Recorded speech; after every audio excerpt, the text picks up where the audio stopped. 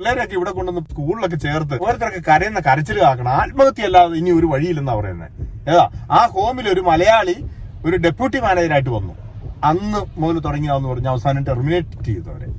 ഇപ്പൊ കുറെ നാൾ മുൻപ് എല്ലാവരുടെയും ഒരു കൺസെപ്റ്റ് കേരളത്തിൽ ഒരു ഗവൺമെന്റ് ജോലി കിട്ടുക, അവിടെ തുടരുക, ആ ഒരു കൺസെപ്റ്റ് ആയിരുന്നെങ്കിൽ അതിൽ നിന്നെല്ലാം ഇപ്പോൾ മാറി ചിന്തിക്കുന്ന ഒരു ജനറേഷനാണ് ഇപ്പോൾ പൊതുവായിട്ടുള്ളത്.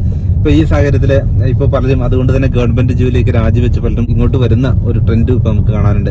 അപ്പൊ അത് നല്ലൊരു തീരുമാനമായിരിക്കും അവരെ സംബന്ധിച്ചിടത്തോളം. എന്റെ ക്ലയൻസ് തന്നെ എത്ര പേരുണ്ട് ഇപ്പൊ ഈ കഴിഞ്ഞ ഒരു 6 മാസത്തിനുള്ളിൽ ഞാൻ അസസ് ചെയ്ത് എന്റെ ക്ലയൻസിൽ എത്രയോ പേര് ഇപ്പോ ടെസ്റ്റ് 2 തവണ എഴുതിയിട്ട് കിട്ടാഞ്ഞതിന്റെ പേരിൽ ഡോക്ടറായിട്ട് സർവീസിലിരുന്ന ഒരു ഞാൻ പേര് പറയുന്നില്ല, അവര് ഇവിടെ സീനിയർ കെയർ ആയിട്ട് ഇവിടെ വന്നു, അവരിവിടെ വർക്ക് ചെയ്യുന്നു. അതുപോലെ തന്നെ എത്ര പേര് ഏതൊക്കെ മേഖലയിൽ ജോലി ചെയ്യുന്ന ആളുകൾ ഇപ്പോ എറണാകുളം ഹൈക്കോർട്ടിൽ വക്കീലായിട്ട് അഡ്വക്കേറ്റ് ആയിട്ട് സർവീസിൽ ഇരുന്ന ആള് ഇവിടെ വന്നിട്ടുണ്ട്, കെയറായിട്ട് വന്നിട്ടുണ്ട്. അങ്ങനെ ഇവരൊക്കെ വരാൻ കാരണം എന്താണ്? എന്ത് കാരണം കൊണ്ടാണ്? ഞാൻ ഇത് പറയുമ്പോൾ എന്റെ സൗണ്ട് കുറച്ച് റൈസ് ആയി പോകുന്ന മറ്റൊന്നും കൊണ്ടല്ല, എന്റെ വികാരമാണത്. മാനസികമായിട്ട് തന്നെ എനിക്കിത് പറയാൻ ഫെഡപ്പ് ആയിരിക്കുകയാണ് ഞാൻ. എന്ത് കാരണം കൊണ്ടാണ് അവരൊക്കെ ഈ രാജ്യം വിടുന്നത്? ഇപ്പൊ ഗവൺമെന്റ് സർവീസിലായാലും അവരുടെ ജീവിതം ഇന്നത്തെ സാഹചര്യത്തിൽ അവർക്ക് ഒരു ബെറ്റർ ലൈഫ് അവരുടെ മക്കൾക്ക് കൊടുക്കാൻ കഴിയില്ല. അതുകൊണ്ട് തന്നെയാണ് അവരവിടുന്ന് സ്വന്തം രാജ്യത്തു നിന്ന് ആ രാജ്യവും നാടും വീടും ഉപേക്ഷിച്ച് പോകുന്നത്. ഇത് മനസ്സിലാക്കണം. അതിന് ഞാൻ നേരത്തെ പറഞ്ഞിട്ടുള്ള കാര്യമാണ്, നമ്മുടെ രാജ്യത്തിലെ ഗവൺമെന്റുകൾ മാറി മാറി വരുന്ന ഗവൺമെന്റുകൾ തീഷ്ണതയില്ലാത്തവരും ബുദ്ധിയില്ലാത്തവരും അല്ലെങ്കിൽ ബുദ്ധി കൂടുതലുള്ളത് കൊണ്ടും ഇങ്ങനെയൊക്കെ സംഭവിക്കുന്നത്. അല്ലെങ്കിൽ ഒരു രാജ്യത്തു നിന്നും ആളുകൾ അങ്ങനെ രാജ്യം വിട്ടുപോകാൻ ആഗ്രഹിക്കുകയില്ല. പിന്നെ ഇന്ന് എക്സ്പ്ലോഷൻ കൂടുതലാണ്, എല്ലാ രാജ്യത്തും ഓപ്പർച്യൂണിറ്റികൾ കൂടുതലുണ്ട്. അങ്ങനെ പോകുന്നത് നമുക്ക് മനസ്സിലാക്കാൻ സാധിക്കും.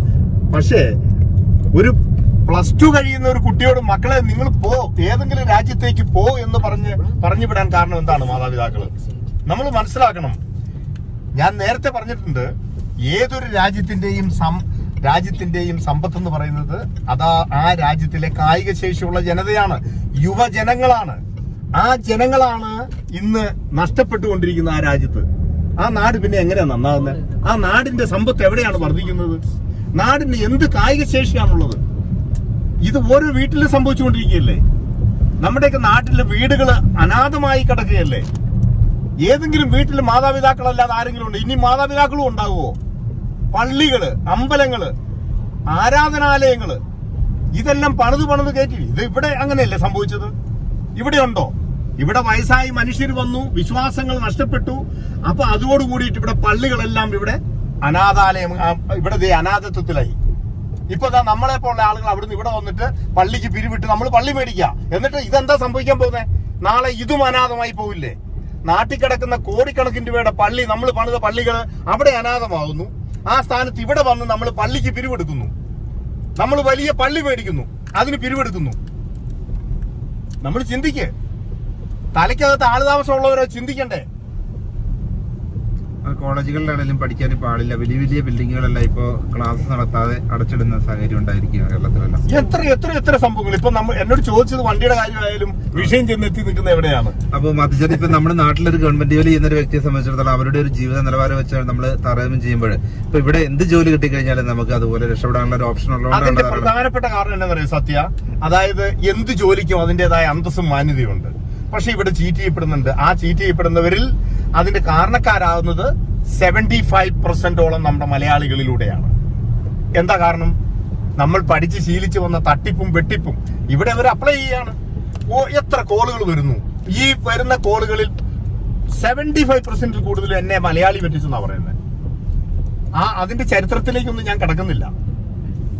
ഞാൻ പലരോടും ഞാൻ ഫോൺ വിളിച്ച് പറഞ്ഞിട്ടുണ്ട്, നിങ്ങളെ കുറിച്ച് നിങ്ങളുടെ പേരടക്കം ഞാൻ വീഡിയോ ചെയ്യും, അല്ലെങ്കിൽ മര്യാദയ്ക്ക് അവരുടെ പ്രശ്നം തീർത്തുവിട്. നിങ്ങളുടെ പേരടക്കം, നിങ്ങളുടെ നാടും വീടും പേരും അടക്കം ഞാൻ വീഡിയോ ചെയ്യും. ഇതൊരു ത്രട്ടനല്ല. ഒരു മനുഷ്യരായിട്ട് ദ്രോഹിക്കുന്നതിന് ഒരു പരിധിയുണ്ട്. നിങ്ങളും ജീവിക്കാൻ വന്നതല്ലേ അവരെ പോലെ, അവരും ജീവിക്കാൻ വന്നതല്ലേ നിങ്ങളെ പോലെ. എന്നിട്ട് നിങ്ങൾ കേമന്മാരായി അവരെ നിങ്ങൾ ചൂഷണം ചെയ്യുക. അപ്പൊ ആദ്യം വന്നവര് പിന്നാലെ വരുന്നവരെ ചൂഷണം ചെയ്യാന്നാ? സ്റ്റുഡന്റ് വിസയിൽ വന്നവർ പോലും ഇവിടെ വന്നിട്ട് അതിന് പിന്നാലെ വരുന്നവരെ ചൂഷണം ചെയ്യുകയാണ്. ഇതൊക്കെ ഇപ്പൊ ഈ അടുത്ത കാലത്ത് തുടങ്ങിയ പരിപാടിയാണ്. പണ്ട് നമ്മുടെ ഗൾഫിലൊക്കെ ഉണ്ടായിരുന്ന അനുഭവങ്ങൾ ഇവിടെ ആവർത്തിക്കുകയാണ്. ഇവിടെ ഇപ്പൊ വിസയിൽ എന്തോരം വലിയ തട്ടിപ്പാണ് നടക്കുന്നത്. ഇവിടെ 15 ലക്ഷവും 20 ലക്ഷവും 25 ലക്ഷവും ഒക്കെ കൊടുത്തല്ലേ വിസയിൽ ആളുകളെ ഇവിടെ ഇറക്കിയത്. മില്യൺസ് ആസ്തി ആയില്ലേ ഓരോരുത്തർക്ക്. ഇതൊക്കെ എന്താണ്? ഇവിടെ ഇങ്ങനെ വിസ പരിപാടി ഉണ്ടായിരുന്നോ? പണ്ട് ഗൾഫിലൊക്കെ ഉണ്ടായിരുന്നോ അങ്ങനെ? പിന്നീട് വന്നതല്ലേ. അപ്പൊ ഇത് കൊടുക്കാനും തയ്യാറാവുന്നു, അത് കൊടുത്തിട്ടോ അതിലൂടെ പറ്റിക്കുന്നു. ഒരു വർഷം പോലും അതിനു മുമ്പ് പിള്ളേരൊക്കെ ഇവിടെ കൊണ്ടുവന്ന് പഠിപ്പിച്ച് സ്കൂളിലൊക്കെ ചേർത്ത് ഓരോരുത്തരൊക്കെ കരയുന്ന കരച്ചിൽ കാക്കണം. ആത്മഹത്യ അല്ലാതെ ഇനി ഒരു വഴിയില്ലെന്നാ പറയുന്നത്. ഏതാ ആ ഹോമിൽ ഒരു മലയാളി ഒരു ഡെപ്യൂട്ടി മാനേജറായിട്ട് വന്നു. അന്ന് മുതൽ തുടങ്ങിയാന്ന് പറഞ്ഞ് അവസാനം ടെർമിനേറ്റ് ചെയ്തവരെ. ആ കുഞ്ഞുങ്ങളെയും കൊണ്ട് ഇനി തിരിച്ച് അവർ 17 ലക്ഷം രൂപ മുടക്കിയിട്ട് വന്നതാ. ആ കുടുംബം അവർ ആത്മഹത്യ ചെയ്യാൻ പോവാണെന്നാ പറഞ്ഞത്. നാട്ടിൽ ചെന്ന് കഴിഞ്ഞാൽ വേറെ വഴിയില്ലെന്നാ പറയുന്നത്. ഇത് ചെയ്തത് ആരാണ്? ഒരു മലയാളി. അങ്ങനെ എത്ര എത്ര സംഭവങ്ങള് ഈ എണ്ണി പറയാനുണ്ട്. എണ്ണി പറയാൻ ഓരോ ദിവസവും വരുന്ന കോളുകള് കരഞ്ഞ് ഓരോരുത്തർ പറയുന്നത് കേൾക്കണം. അത് ഒരുപക്ഷെ ഞാൻ ഈ പബ്ലിക്കിൽ ഇങ്ങനെ നിൽക്കുന്നത് കൊണ്ട്, ഈ വീഡിയോകളൊക്കെ ഇങ്ങനെ ചെയ്യുന്നത് കൊണ്ട് ഈ ചേട്ടനെ വിളിച്ചാൽ എന്തെങ്കിലും ഒരു ആശ്വാസം കിട്ടുമോ, എന്തെങ്കിലും വഴി പറഞ്ഞു തരുമോ എന്ന് അറിയാനായി വിളിക്കുന്നത്. അല്ലാതെ എന്നെ വിളിച്ചിട്ട് വല്ല കാര്യമുണ്ടോ? അപ്പൊ ഇന്നലെ രാവിലെ ഒരു പാർട്ടിയോട് ഞാൻ വിളിച്ചു പറഞ്ഞു, ദേ ആ പൈസ നിങ്ങൾ എത്രയും പെട്ടെന്ന് കൊടുക്കുക കേട്ടോ. അവരെ ഇട്ട് കഷ്ടപ്പെടുത്തി അവര് വിസ തട്ടിപ്പിലോ അവരെ ടെർമിനേറ്റ് ചെയ്ത് വെച്ചിരിക്കുക. ആ പൈസയും കൂടെ കൊടുത്തങ്ങ് വിട്ടാക്കാൻ പറഞ്ഞു. അവനിവിടെ ഒരുപാട് വിസ കച്ചവടം നടത്തിക്കൊണ്ടിരിക്കുക. സ്റ്റുഡന്റ് ആയിട്ട് വന്നോ? ഒരു ഹോമില് വിസ ഒപ്പിച്ചു കൊടുക്കും, എന്നിട്ട് അവരെ എന്തെങ്കിലും ഒരു നിസ്സാരമായ കാരണത്തിന് ടെർമിനേറ്റ് ചെയ്യും.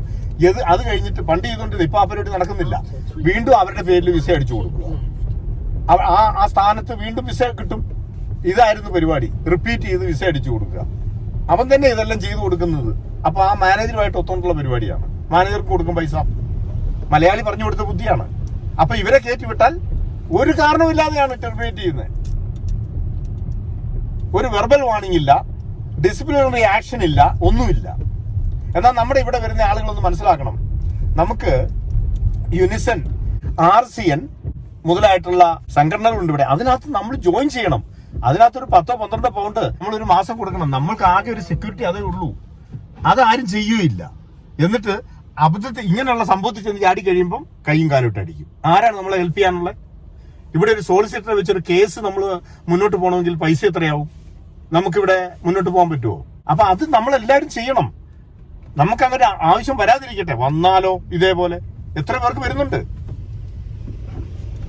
അപ്പം ഏറ്റവും കൂടുതൽ ആളുകൾ ഇവിടെ ചീറ്റ് ചെയ്യപ്പെടുന്നത് നമ്മുടെ മലയാളികളിലൂടെ തന്നെയാണ്. അതൊന്നും നിർത്ത്. എല്ലാവരും ജീവിക്കാൻ വരുന്നതല്ലേ. നമ്മൾ മറ്റുള്ളവരെ ചൂഷണം ചെയ്യാതെ നമ്മൾ സത്യസന്ധരായി ജോലി ചെയ്ത് ജീവിക്കുക. മറ്റുള്ളവരുടെ കണ്ണുനീരും പ്രാക്കും ഒക്കെ മേടിച്ചിട്ട് നമുക്ക് എത്ര കാലം ജീവിക്കാൻ പറ്റും? ആ കിട്ടുന്ന പൈസയൊക്കെ ആർക്കാണ്? നമ്മൾ നമ്മുടെ കുടുംബത്തിനും കുഞ്ഞുങ്ങൾക്കും എന്തെങ്കിലുമൊക്കെ ഒരു നന്മ വരാനാണോ ഇങ്ങനെ ഇത് മേടിക്കുന്നത്? അത് പണ്ടൊക്കെ ഓരോരുത്തർ പറയായിരുന്നു, ഏത് തരത്തിലും പണം ഉണ്ടാക്കിയാൽ മതി, കുഴപ്പമൊന്നുമില്ലെന്ന്. ഈ എത്ര പേരുടെ അനുഭവങ്ങൾ എണ്ണി നിരത്തി വെക്കാൻ പറ്റും? ഈ പണം കൊണ്ടൊക്കെ എന്തെങ്കിലും കുറെ കാലമൊക്കെ അങ്ങോട്ട് സൂചി ജീവിക്കാന്നല്ല. അത് കഴിഞ്ഞാൽ വല്ലതും പറ്റുമോ? ഇവനൊക്കെ ഒരു മനസ്സമാനം ഇല്ലാത്ത ഒരു അവസ്ഥയിലേക്കല്ലേ പോകുന്നത്. എത്ര കുടുംബങ്ങളുടെ കണ്ണുനീരാണ് അതിനകത്ത് അവർക്ക് കിട്ടുന്നത്. പ്രാക്കും മേടിച്ചോണ്ടല്ലേ ഇവനൊക്കെ ജീവിക്കുന്നത്. അവനവന്റെ കുടുംബത്തിന് എന്തെങ്കിലും ദുരന്തം വന്നു കഴിയുമ്പോൾ അന്ന് ചിന്തിച്ചിട്ട് വല്ല കാര്യമുണ്ടോ? കുറെയൊക്കെ സത്യസന്ധരായിട്ട് ജീവിക്കും. നമ്മുടെയൊക്കെ ജീവിതത്തിൽ മറ്റുള്ളവർക്ക് ഒന്നും ചെയ്യാൻ പറ്റിയില്ലെങ്കിൽ ആരെ ഉപദ്രവിക്കാതിരിക്കാൻ ശ്രമിക്കുക. മറ്റുള്ളവരുടെ കണ്ണുനീരിന് ഒരു വാല്യൂ കൊടുക്കാതെ അവൻ എന്ത് സംഭവിച്ചാലും കുഴപ്പമില്ല, എനിക്ക് എന്റെ കാര്യം നേടിയാൽ മതി എന്ന് പറഞ്ഞ് മേടിച്ചു വെക്കുന്നതും കൂട്ടുന്നതും ഒന്നും നമ്മുടെ മുമ്പിൽ നിലനിൽക്കുന്നതല്ല. അത് എനിക്ക് ആ കാര്യത്തിൽ പറയാനുള്ളൂ.